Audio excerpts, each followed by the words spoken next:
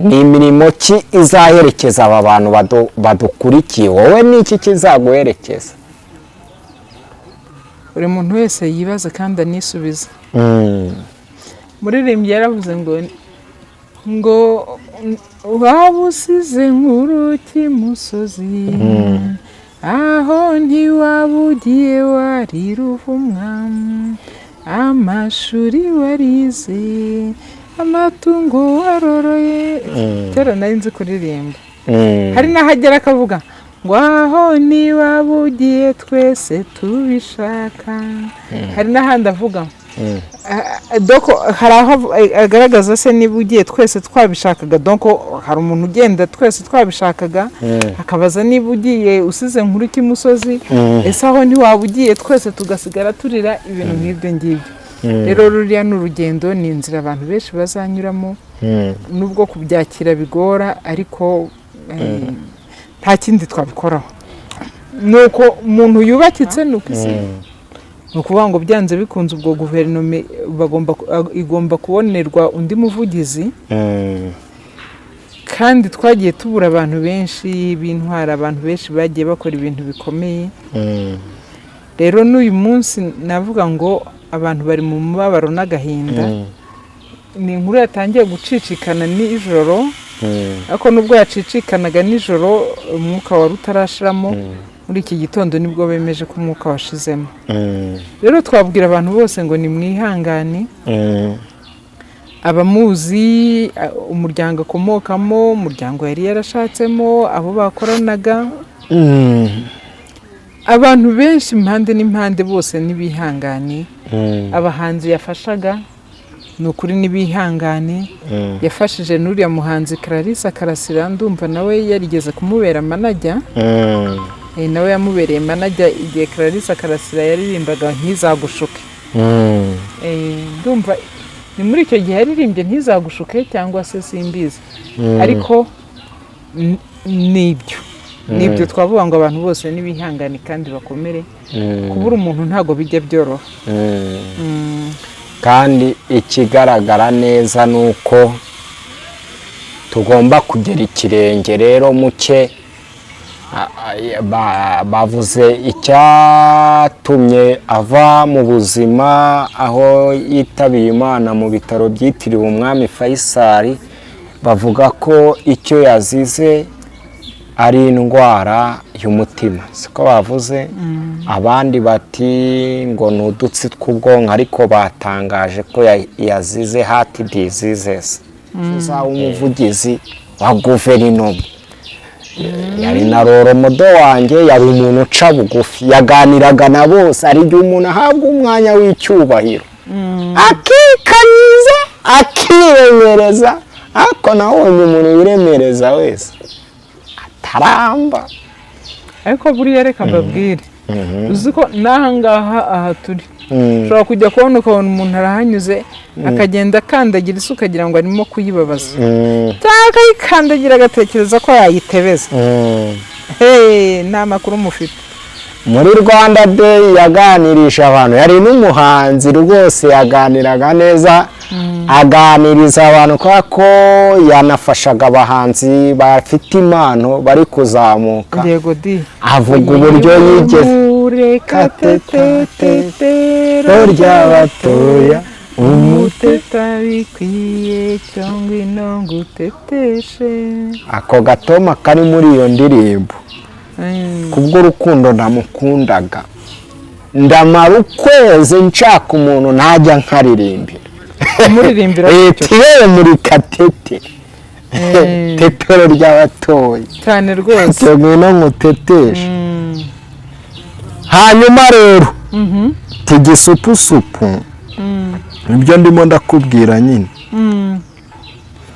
gisukari majyane gisukari majyane ngo amugurire irindazi kubyumva ngo amugurire irindazi nawe ngo yinywera ka cyayi ngo bucya mu gitondo nyine ryari umuntu uzi kuganiriza yazamuye uriya muhanzi nyine wahariya mu karere ka Gatsibo za Rwagitima yitwa Gisupusupu yari n'umuhanzi yaririmbye indirimbo Tsinda Batsinde si ibyo ahantu hose yahisanga. Reka tubifurize kugira ibihe byiza mwese mudukunda, kandi nanone mukomere banyarwanda banyarwandakazi aho muherereye hose mu mpande enye z'isi ku migabane igiye itandukanye. Kubwa Alain Mukurarinda murabona mama Mignone warugize agahinda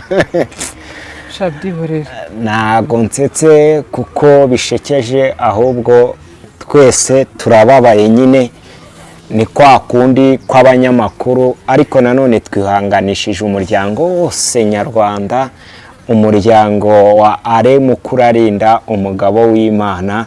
Reka tumubwire ngo Imana imutuza heza. Bibiliya iravuga ngo Dawidi amaze gukora iby'Imana yashatse mu gihe cye, arasinzira ajyanwa mu gituza cya Aburahamu. Tuguhaye ikaze mama Mignone, nubwo twese tubabaye nyine iki kiganiro turagerageza nyine dushyiremo morale. Njya mbona hari abanyamurenge, mu banyamurenge bagiramo ubwoko abagabika n'abandi nyine. Ari ahantu umuntu wabo apfa bakazana senti bakaririmba, bagashyiramo bati dukurikije imirimo yakoraga yagiye mu ijuru, bakaririmba bakarya umutsima bakamera neza cyane. Ariko nanone hari n'ahandi rwose babikora neza, bakavuga bati ni ubukwe bwe bwa nyuma tubwizihize. Nubwo umuntu aba agiye atazagaruka, umuntu nta handi hantu wamukura, kandi urupfu ntago rumenyerwa. Yamba rumenyerwa ntago twajya turira. Yamba rumenyerwa wagenda ukagira usororo ukareba bahari, warangiza ukavuga uti ndarize ndarangije, undi uzongera gupfa sinzongera kurira. Ariko uyu munsi urapfusha ukarira, ejo wapfusha ukarira, ejo bundi wapfusha ukarira, kuko rutamenyerwa. Rero twihanganishe umuryango we, twihanganishe abantu bose bamukundaga, twihanganishe umuryango nyarwanda, kuko na leta imaze gutanga itangazo ibyemeza mbere amakuru yasohotse bitararangira neza, ariko ubu noneho byabaye. Imana imwakire mu bayo, kandi nanone yari umugabo w'intwari. Yize ku kigo cyiza nakundaga, buri gihe nagihisemo rwose. Ntamo Saint Aloys yize Rwamagana. Yize muri Saint Aloys burya? Muri Ecole Secondaire. Ese nawe warayize? Njye numvaga nkunda nize Rusumo High School. Okay, hariya nanjye mfite abana babiri bize muri Saint Aloys. Ni ahantu heza, ubu bize za science za MC. Cyane rwose. Ambo nanone yiga amategeko, aba umushinjacyaha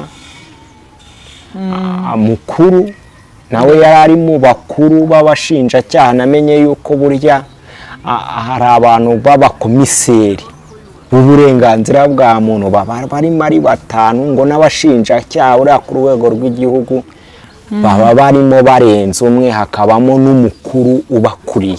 Yego. Uyu munsi yari umuvugizi wa guverinoma y'u Rwanda, yacaga bugufi.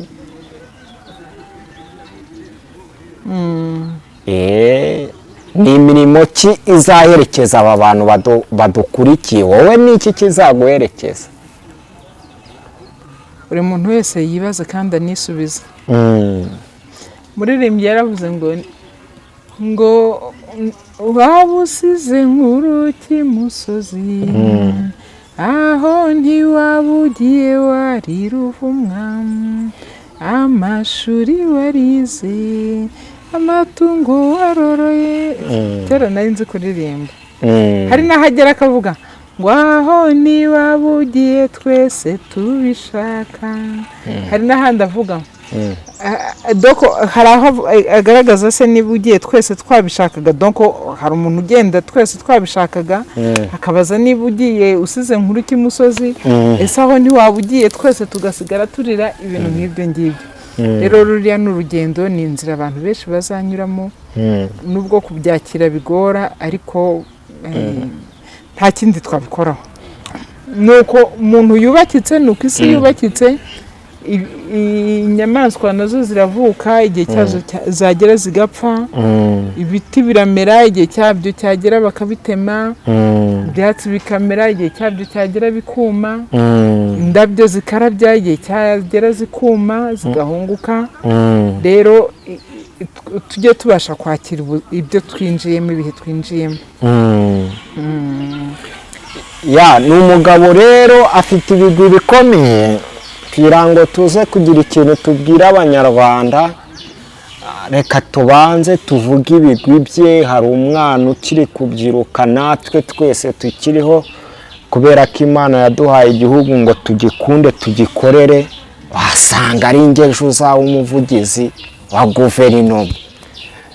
Yari na Roromodo wanjye, yari umuntu uca bugufi, yaganiraga na bose. Ari igihe umuntu ahabwa umwanya w'icyubahiro akikanyiza akiremereza, ariko nabonye umuntu wiremereza wese ataramba. Ariko buriya reka mbabwire, uzi ko n'ahangaha aha turi ushobora kujya kubona ukabona umuntu arahanyuze akagenda akandagira isuka ukagira ngo arimo kuyibabaza, cyangwa akayikandagira agatekereza ko yayitebeza. Nta makuru mufite. Muri Rwanda Day yaganirije abantu, yari n'umuhanzi rwose, yaganiraga neza, aganiriza abantu kubera ko yanafashaga abahanzi bafite impano bari kuzamuka. Yego di. Avuga uburyo yigeze katetetetero ry'abatoya, umuteta bikwiye cyangwa inongo uteteshe. Ako gatoma kari muri iyo ndirimbo, kubw'urukundo ndamukundaga, ndamara ukwezi nshaka umuntu najya nkaririmbira. Umuririmbira tiwe muri katete tetero ry'abatoya cyane rwose, ngwino nguteteshe. Hanyuma rero tigisupusupu, ibyo ndimo ndakubwira nyine. Gisukari majyane, igisukari majyane ngo amugurire irindazi, kubyumva, ngo amugurire irindazi nawe ngo yinywera ka cyayi ngo bucya mu gitondo. Nyine ryari umuntu uzi kuganiriza, yazamuye uriya muhanzi nyine wahariya mu karere ka Gatsibo za Rwagitima, yitwa Gisupusupu. Yari n'umuhanzi yaririmbye indirimbo Tsinda Batsinde. Si ibyo ahantu hose yahisangaga. Yari umugabo ukomeye, kandi ari mu bihe byawe Mama Binyo. Menya mwara ako karirimbo ni wakayoberwa, asanga nawe murajyaga mujya kumufana. Urumva yabaga ari mukuru turi abana. Bene izo ndirimbo so waziyoberwa gute? Ntago waziyoberwa. Iyo yakoreshaga twicyo gihe umuntu abatuza. Yakoreshaga igitaramo mukajyayo. Hari ibintu nibuka byigeze kubera kuri stade. Byari festivale. Byabereye hariya kuri stade Amahoro. Ndabyibuka kujyayo ukamureba wicaye hejuru muri stade, ari kugenda hariya hasi mu kibuga, hanyuma nyuma yaho akaza no kuririmba. Warabirebaga ukabona ni ibintu byiza cyane. Ni festivale ntibuka ngo yabaye muhe mwaka, ariko icyo cyo ndakibuka kuko yaciye n'imbere yanjye ahantu nari nicaye hejuru kwa kundi umuntu aguca hasi. Umwana twari turi kumwe yahise arahita ngo wundi nguririmba ngo arembe ukuntu yego. Muravuga ati rwose turatomboye tubonye umusitari. Yego. Hanyuma umuryango nyarwanda ubuze iki kuba Mukurarinda atakibarizwa mu isi y'abazima? Yego. Umuryango nyarwanda ubuze umuntu ukomeye. Umuryango nyarwanda ubuze umuntu ukomeye. Byonyine kuba yari umuvugizi wa guverinoma, icyo ni ikintu ntago twakisimbuka. Ni ukuvuga ngo byanze bikunze ubwo guverinoma igomba kubonerwa undi muvugizi. Kandi twagiye tubura abantu benshi b'intwara, abantu benshi bagiye bakora ibintu bikomeye. Rero n'uyu munsi navuga ngo abantu bari mu mubabaro n'agahinda. Ni inkuru yatangiye gucicikana nijoro, ariko nubwo yacicikanaga nijoro umwuka wari utarashiramo, muri iki gitondo nibwo bemeje ko umwuka washizemo.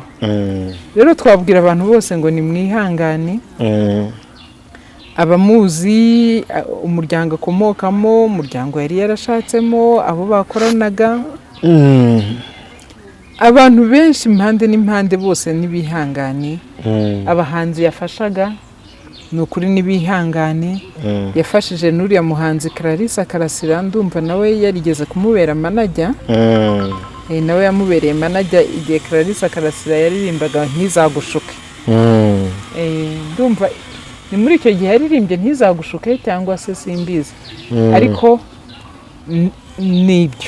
nibyo twavuga ngo abantu bose nibihangane kandi bakomere. Kubura umuntu ntago bijya byoroha.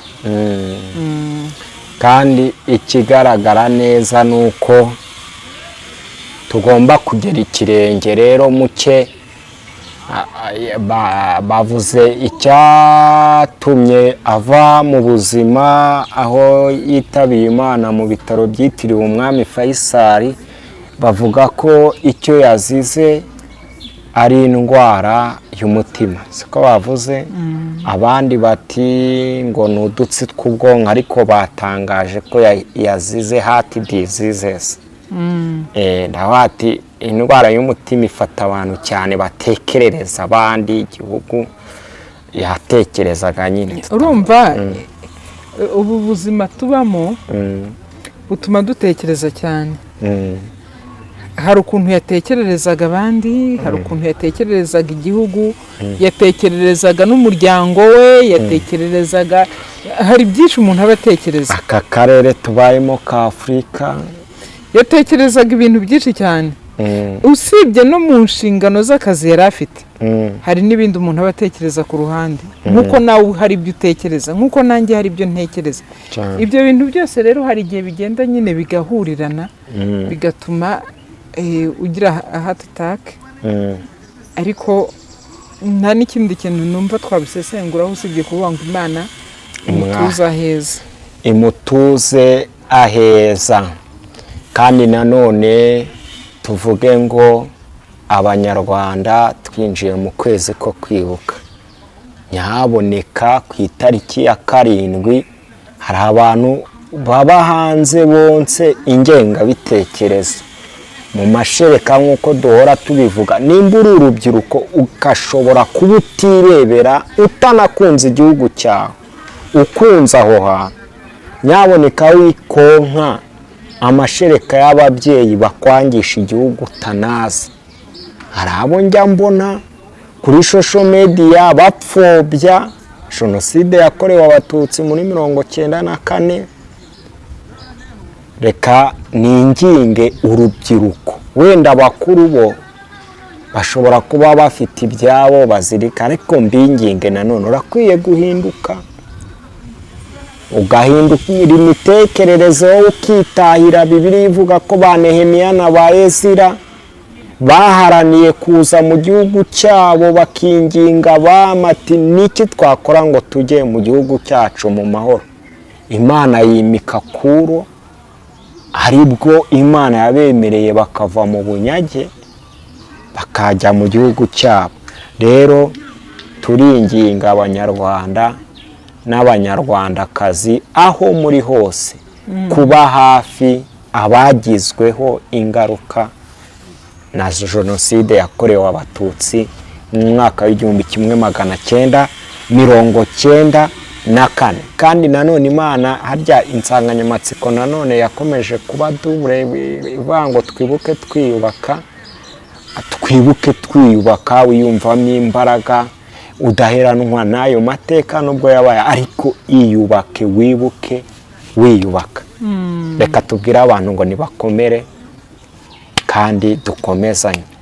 Murakoze cyane. Harahiriwe abakorana urukundo, ni ikimenyetso cy'umwami wacu yadupfiriye. Amen. Amen, amen.